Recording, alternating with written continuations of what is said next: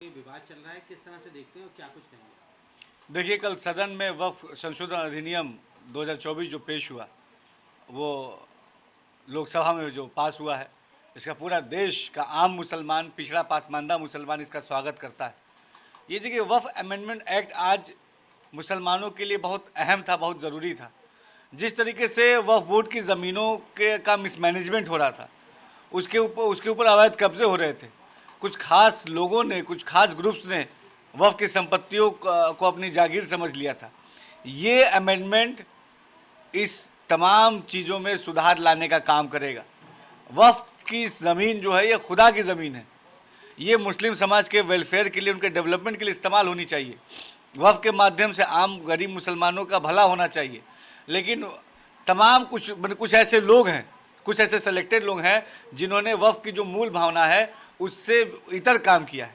आज वक्फ amendment act जो केंद्र की मोदी सरकार हमारी लाई है, ये वक्त की ज़रूरत थी, वक्त की डिमांड थी। और मुझे लगता है कि इस अमेंडमेंट के आने के बाद निश्चित तौर पे जो भी खामियां, जो भी कमियां हमारे वक्फ बोर्ड में हैं, वो कमियां दूर होंगी।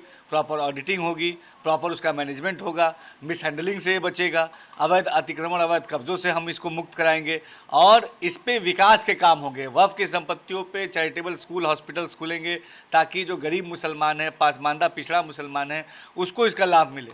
वहाँ पे स्किल डेवलपमेंट सेंटर्स खुलने चाहिए। जो हमारे प्रॉपर जो वक्फ के औकाफ है, उसके प्रॉपर मैनेजमेंट होना चाहिए।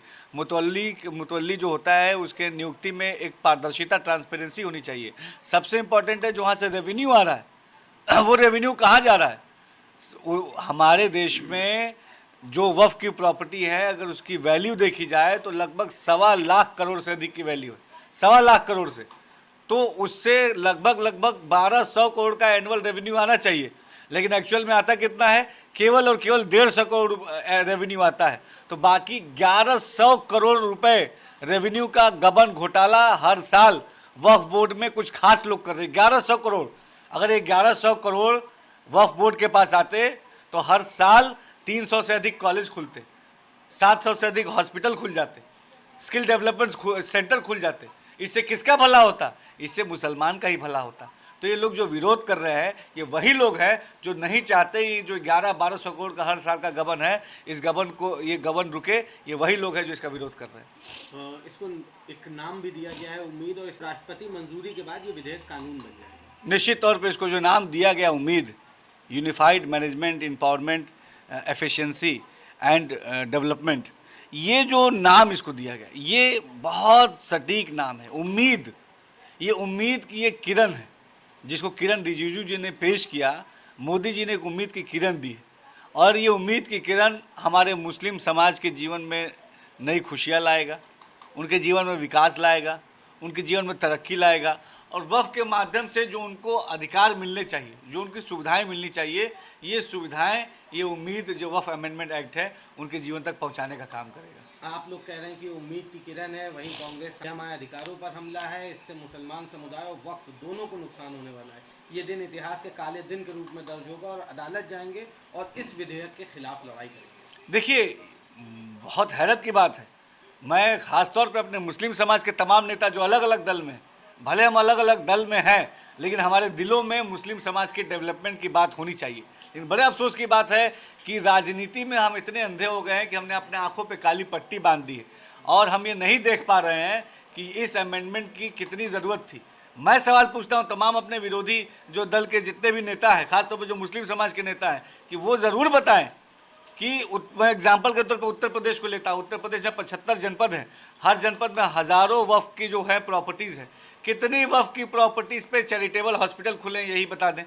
कितनी वक्फ की प्रॉपर्टीज़ पे जो है चैरिटेबल स्कूल्स खुले, यही बता दें। कितनी वक्फ जो हमारे मुस्लिम समाज के खिलाड़ी हैं, उनके अच्छी व्यवस्थाओं के लिए कितने वक्फ की लैंड पे जो है स्टेडियम खुले हैं या स्पोर्ट्स एकेडमीज़ खुले, यही बता दें। मुस्लिम महिलाएं जो हैं, जो तलाक से पीड़ित है, जो गरीब हैं, उनके स्किल डेवलपमेंट के लिए कितने सेंटर खुले, यही बता दें। उनके पास इसका कोई जवाब नहीं होगा। केवल खड़े होके जो सरकार अगर मुसलमानों के डेवलपमेंट के लिए काम कर रही है, इसका विरोध करना, ऐसा नहीं चलेगा। ये वही लोग हैं जिन्होंने मदरसा शिक्षा को आधुनिक शिक्षा से जोड़ने का विरोध किया।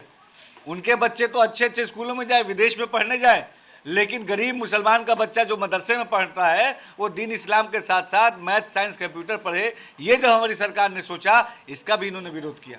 इन्होंने विरोध किया।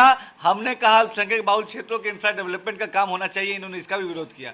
हमने कहा जो हमारी बहनें हैं, मुस्लिम बहनें हैं जो ट्रिपल तलाक से पीड़ित हैं, इनको इसके दंड से मुक्त कराना है, उन्होंने इसका भी विरोध किया।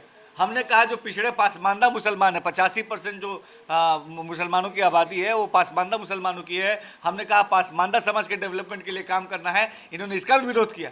आज हम कह रहे हैं कि वक्फ के माध्यम से मुसलमानों का डेवलपमेंट सुनिश्चित करना है, ये आज भी विरोध कर रहे हैं। केवल और केवल मुसलमानों के डेवलपमेंट का विरोध करना, ये आज विपक्ष का एजेंडा बन गया है। झूठ बोलो, राज करो, ये विपक्ष की नीति बन गई है। जिस तरीके से अंग्रेज थे, आज़ादी से पहले एक अंग्रेज थे जो फूट डालो और राज करो की नीति अपनाते थे, और आज़ादी के बाद ये आधुनिक अंग्रेज है, ये कांग्रेस पार्टी और समाजवादी पार्टी, ये आज के आधुनिक अंग्रेज है इस भारत के, जो झूठ बोलो और राज करो की नीति अपना रहे हैं। एक आखिरी सवाल रहेगा, समाजवादी पार्टी में होता है जो मुस्लिम कम्युनिटी में किया जाता है, इसी तरह अन्य जो समुदाय हैं उसमें भी इसी तरह की प्रथा है, इसमें कानूनी हस्तक्षेप होना गलत है। आप किस तरह से देखते हैं? क्या उनकी बात को आप सही मानते हैं कि अन्य चीज़ों को भी इस तरह से? नहीं, वो पूरी तरीके से गलत बोल रहे हैं, इसमें कोई कानूनी हस्तक्षेप नहीं है। सबसे पहले तो ये समझने की ज़रूरत है कि वक्फ बोर्ड एक एडमिनिस्ट्रेटिव बॉडी है, एक प्रशासनिक बॉडी है, कोई धार्मिक बॉडी नहीं है। और आज से नहीं, बहुत पहले से वक्फ बोर्ड का गठन सरकार ही करती आई है। सरकार ही, जो भी तत्कालीन, जो भी अब अलग अलग प्रदेशों की सरकार है, सरकार के गठन होने के बाद वक्फ बोर्ड का फॉर्मेशन सरकार ही करती है। और ये एडमिनिस्ट्रेटिव बॉडी है, कोई धार्मिक बॉडी नहीं है। तो इसके गठन की प्रक्रिया की पूरी जिम्मेदारी सरकार के पास रहती है, सरकार ही इसको गठित करती है, सरकार ही इसको ऑपरेट करती है। अच्छा, सबसे बड़ी बात ये बताइए आप, वक्फ बोर्ड की 1.25 लाख प्रॉपर्टीज़ हैं उत्तर प्रदेश में। ऐसे ही देश के हर प्रदेशों में, अलग अलग प्रदेशों में वक्फ बोर्ड की बड़ी संख्या में प्रॉपर्टीज़ हैं। लेकिन वक्फ बोर्ड के जो एम्प्लॉयज़ हैं उनसे आप पूछिए, उनकी सैलरी साल साल भर नहीं आती है। तो आखिर, और हर महीने लाखों रुपए रेवेन्यू आता है वक्फ बोर्ड से, तो इस सैलरी का पैसा कहाँ जा रहा है? अपने ही एम्प्लॉयज़ को सैलरी वक्फ बोर्ड नहीं देता है। आप वक्फ बोर्ड के ऑफिस जाइए और वहाँ के एम्प्लॉयज़ से पूछिए, तो वहाँ एम्प्लॉयज़ बताएंगे कि किसी को 6 महीने से सैलरी नहीं मिली, किसी को 1 साल से सैलरी नहीं मिली, कभी कभी 4-4 महीने तक सैलरी नहीं आती है। तो आखिर ये मिसमैनेजमेंट जो एम्प्लॉय काम करता है, ये उसका भी अधिकार है वेजेस एक्ट के तहत कि हर महीने के पहली तारीख को उसको सैलरी मिल जाए। वक्फ बोर्ड ये नहीं करता है।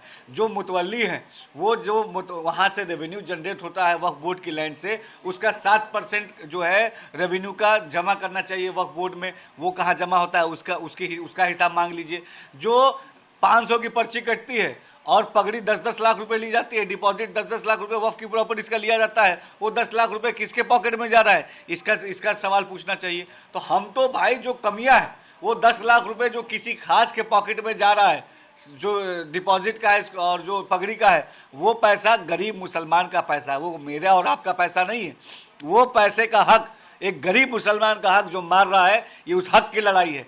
ये लड़ाई खास बनाम आम है। कुछ खास लोग जो वक्फ बोर्ड के प्रॉपर्टीज पे काबिज है, वो नहीं चाहते कि आम लोगों तक वक्फ की संपत्ति का सदुपयोग पहुंचे। एक आखिरी सवाल होगा, जो मुस्लिम संगठन है और पति तक जाएंगे, हम इसको अदालत तक जाएंगे, आप कैसे देखते हैं और किस हद तक इसको सही मानते हैं जिस तरह से वो?